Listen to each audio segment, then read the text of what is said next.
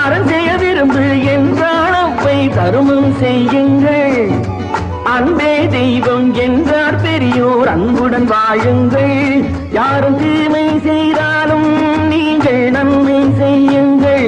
யாரும் பொய்யை சொன்னாலும் நீங்கள் மெய்யை சொல்லுங்கள். நேர்மையாய் வாழ்வதில் தோல்வியே இல்லையே.